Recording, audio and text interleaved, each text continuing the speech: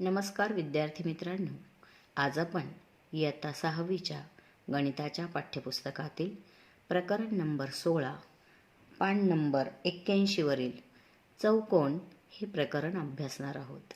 यामध्ये आपण चौकोन म्हणजे काय, चौकोनाचे घटक कोणते, चौकोनाच्या बाजू कोणत्या, शिरोबिंदू कोणते यांचा अभ्यास करणार आहोत.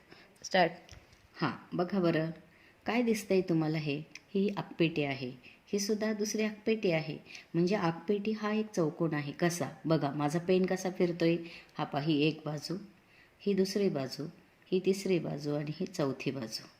तसंच आता ही पण पहा, ही एक बाजू, ही दुसरी बाजू, ही तिसरी बाजू आणि ही चौथी बाजू. म्हणजे हा सुद्धा एक चौकोन आहे. चौकोन म्हणजे बाजू किती झाल्या? 1 2 3 4, 4 बाजूंचा हा चौकोन. आता ही उलटी केली, हे पहा, अशी उलटी केली तरी सुद्धा बाजू किती झाल्या? 1 2 3 4. ही अशी ठेवली तरी सुद्धा बघा बाजू किती झाल्या? ही 1, ही 2, ही 3, ही 4. म्हणजे हा सुद्धा 4 बाजू असलेला हा एक चौकोन आहे. आता बघा बरं, काय आहे तुमच्या समोर? हा आहे साबण. आता तुमच्या घरातले असे खूप प्रकारचे जे साबण आहेत ते बहुतांश अशाच प्रकारचे आहेत, म्हणजे चौकोनी आकाराचे आहेत. ही एक बाजू, ही दुसरी बाजू, ही तिसरी आणि ही चौथी, असा एक चौकोनीच आकाराचे असे साबण आपल्या घरात खूप आहे. हा जो साबण आहे हा असा उलटा ठेवला तरी सुद्धा तो चौकोनीच आहे, म्हणजे त्याचा आकार चौकोनीच आहे. त्याला 4 बाजू आहेत आणि 4 बाजू जिथं मिळतात तिथं कोपरा आहे. बघा, हा एक कोपरा, हा दुसरा कोपरा, हा तिसरा कोपरा, हा चौथा कोपरा. म्हणजे ही आणि ही बाजू इथं मिळाली, ही आणि ही बाजू इथे मिळाली. मग ज्या 2 बाजू मिळतात ना मुलांना, त्या 2 बाजू जिथे एकत्र येतात त्या बिंदूला आपण शिरोबिंदू असं म्हणतो. म्हणजे बघा, आता याला किती शिरोबिंदू आहे? 1 2 3 4 झाले की नाही?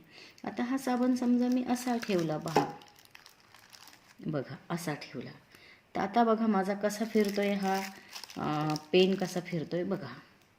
1 2 3 4 झाला की नाही चौकोन? आणि 4 बाजू झाल्या आणि 4 शिरोबिंदू झाले. 1 2 3 4 असे 4 शिरोबिंदू पण झाले. आता ह्याच्यावर एक छोटं चित्र आहे बघा, ब्ल्यू कलरचं. हे चित्र बघा चौकोनी आकाराचं आहे. एक बाजू, दुसरी बाजू, तिसरी बाजू, चौथी बाजू. हा पण एक चौकोन आहे. इथं 20 रुपये जिथं लिहिलं आहे ना, करा निरीक्षण करा, तो सुद्धा एक चौकोन आहे. 1 2 3 4 हा पण एक चौकोन आहे. बघा इथे सुद्धा अजून किती चौकोन आहे बघा, या साबणाच्या चित्रावर इथे बघा, हा पण चौकोन आहे. 1 2 3 4 बघा, हा चौकोन आहे. नंतर हा पण पांढऱ्या रंगाचा चौकोन आहे. एक बाजू, दुसरी, तिसरी, चौथी, कितीतरी चौकोन आपल्याला याच्यामध्ये सापडत आहेत. आता तुमच्या लक्षात आलं असेल, बघा बरं, हे जे बॉक्स आहे हे बॉक्स सुद्धा एक चौकोनच आहे. कोणत्या बाजू आहे त्याच्या? ही एक बाजू, ही दुसरी, ही तिसरी आणि ही चौथी, 4 बाजू असलेली आकृती. थोडक्यात आता तुमच्या काही लक्षात आलं, 4 बाजू असलेली बंदिस्त आकृती म्हणजे चौकोन. पुन्हा पहा, 4 बाजू असलेली बंदिस्त आकृती म्हणजे चौकोन. आता हे मी असं फिरवलं बॉक्स, बघा बरं चौकोनच दिसतोय. त्याच्या आतमध्ये हे जे छोटंसं चित्र आहे ते सुद्धा चौकोनात आहे. त्याच्या आतमध्ये ही काळ्या कलरची जी पट्टी आहे ही सुद्धा चौकोनात आहे. म्हणजे ही एक बाजू, ही छोटी दुसरी बाजू, ही तिसरी बाजू आणि ही चौथी बाजू. तसंच बघा, हा मी असा ठेवला तरी सुद्धा हे एक, ही दुसरी बाजू, ही तिसरी आणि ही चौथी, म्हणजे हा सुद्धा एक चौकोन आहे. अशा कितीतरी वस्तू आपल्याला चौकोनी आकाराच्या आहे. म्हणजे आता तुमच्या लक्षात आलं का, चौकोन म्हणजे 4 बाजूंनी बंद असलेली आकृती. बघूया आणखी कुठल्या वस्तू आहेत. आता बघा बरं, तुमच्यासमोर हा चष्म्याचा एक बॉक्स आहे. आता हा जो बॉक्स आहे ना, हा तुम्हाला चौकोनच आहे. तुम्ही असं म्हणाल की आता हा तर आयत दिसतोय, तुम्ही आयत अभ्यासलाय 5वीला. पण मुलांनो, आयत हा चौकोनाचाच एक प्रकार आहे, कारण त्याला 4 बाजू आहे. 1 2 3 आणि 4. म्हणजे हा आयत सुद्धा एक चौकोनच आहे, 4 बाजू असलेला. हा सुद्धा ही जी आकृती आहे, हा डबा सुद्धा चौकोनी आकाराचा आहे. हा चौकोनी आकार जरी आहे, 4 बाजूंनी तो बंदिस्त आहे, 1 2 3 आणि 4. परंतु हा चौरस आकृती आहे आणि हा आयताकृती आहे. परंतु ह्या आयताकृती असलेली आकृती, चौकोनाकृती असलेली आकृती हे सगळ्या प्रकारचे एक चौकोनच आहे, लक्षात घ्या.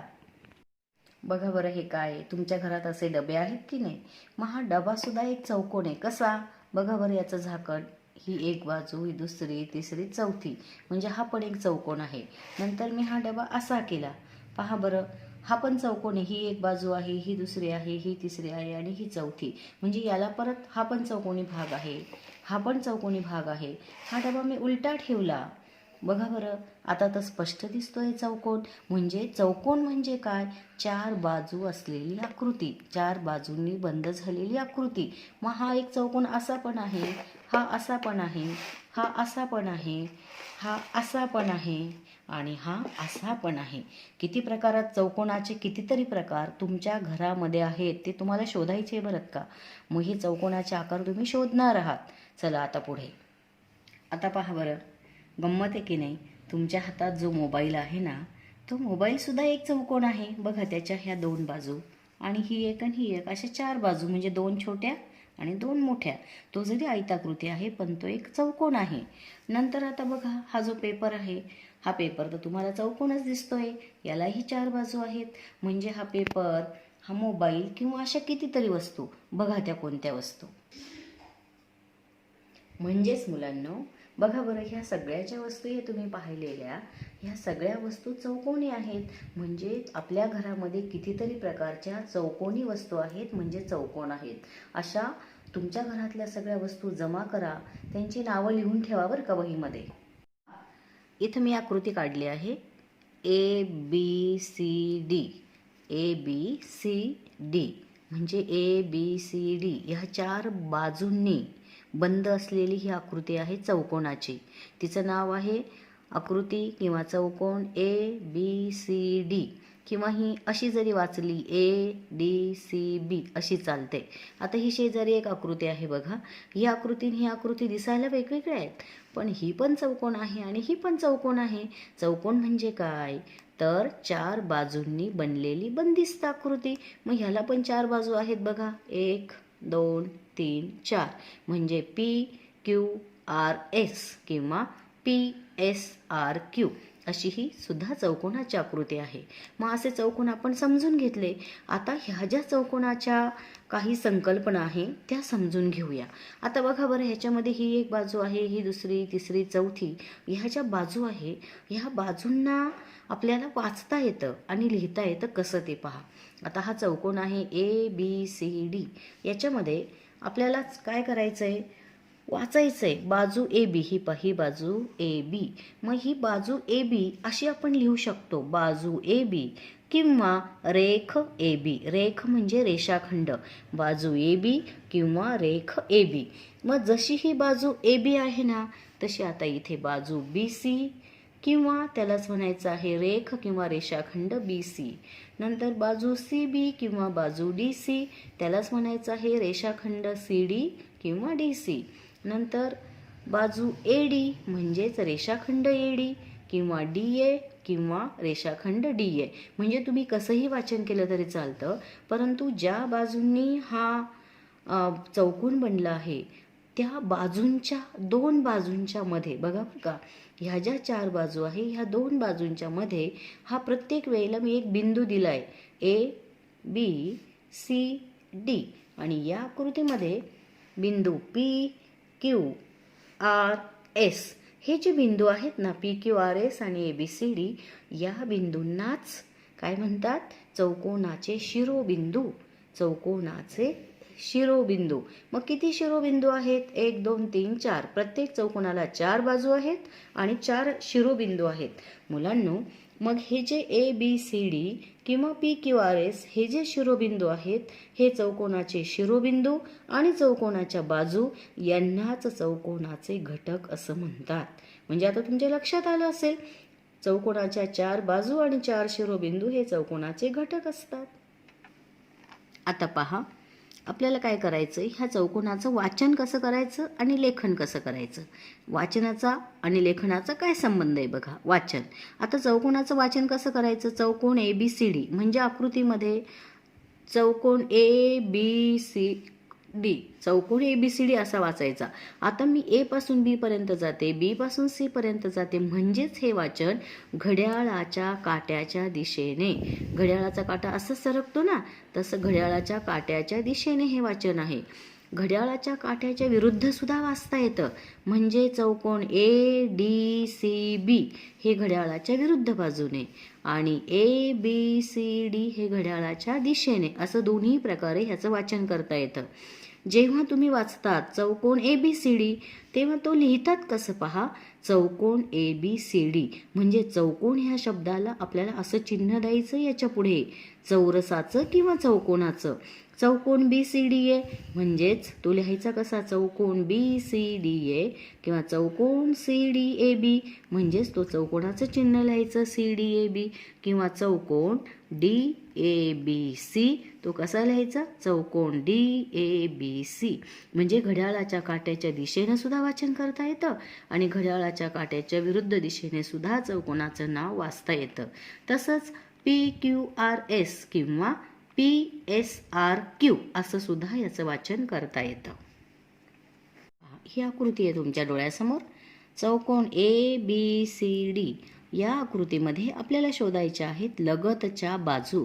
लगतच्या म्हणजे एकमेकांच्या शेजारच्या, लगेच लागून असलेल्या. मग आता बघा, या चौकोन ABCD मध्ये AB आणि AD, बाजू AB आणि बाजू AD ह्या ज्या दोन बाजू आहे AB आणि AD, ह्या दोन बाजूंमध्ये A हा सामायिक बिंदू आहे. तसंच बाजू AB आणि बाजू BC यांच्यामध्ये B हा सामायिक आहे. बाजू BC आणि बाजू CD यांच्यामध्ये C हा सामायिक आहे. बाजू CD आणि बाजू AD यांच्यामध्ये D हा सामायिक आहे. मग हे जे ज्या दोन लगतच्या म्हणजे शेजारच्या दोन बाजूंमध्ये जेव्हा एक शिरोबिंदू सामायिक असतो तेव्हा त्या दोन बाजूंना लगतच्या बाजू असं म्हणतात. मग बाजू AD लगत बाजू AB किंवा बाजू AB ची लगत आहे BC आणि तसंच DC लगत BC किंवा AD लगत DC, ह्या बाजू ज्या आहेत यांच्यामध्ये बरोबर एक एक शिरोबिंदू सामायिक असतो. म्हणजेच काय, ज्या दोन बाजूंच्या मध्ये एक शिरोबिंदू सामायिक असतो त्या बाजूंना लगतच्या बाजू असं म्हणतात. प्रत्येक चौकोनात लगतच्या बाजूंच्या 4 जोड्या असतात. कशा 4 जोड्या बघा, ही एक जोडी AB आणि AD, आता ही दुसरी जोडी AB आणि BC, नंतर ही तिसरी जोडी BC आणि DC आणि ही चौथी DC आणि AD.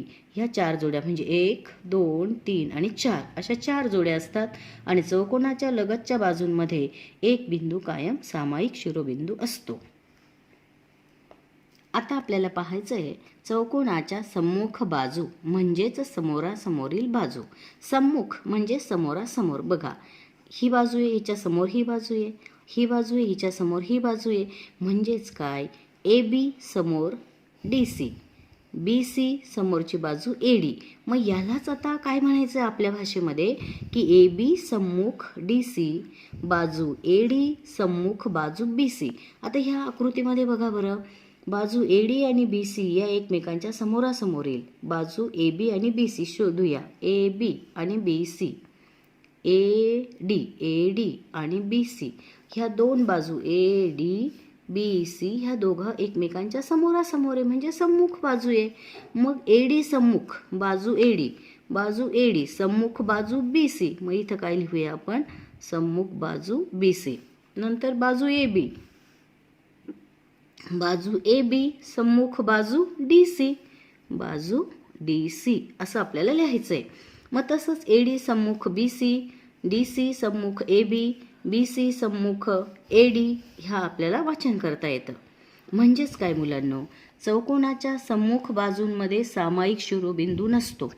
आपण पाहिलं लगतच्या बाजूंमध्ये सामायिक शिरोबिंदू असतो, परंतु सम्मुख म्हणजे समोरासमोरच्या बाजूंमध्ये सामायिक शिरोबिंदू नसतो. म्हणजेच काय, आपण काय शिकलो, चौकोनाच्या बाजू व चौकोनाचे 4ही शिरोबिंदू यांना चौकोनाचे घटक म्हणतात. चौकोनाच्या लगतच्या बाजूंमध्ये एक सामायिक शिरोबिंदू असतो. चौकोनाच्या सम्मुख बाजूंमध्ये सामायिक शिरोबिंदू नसतो.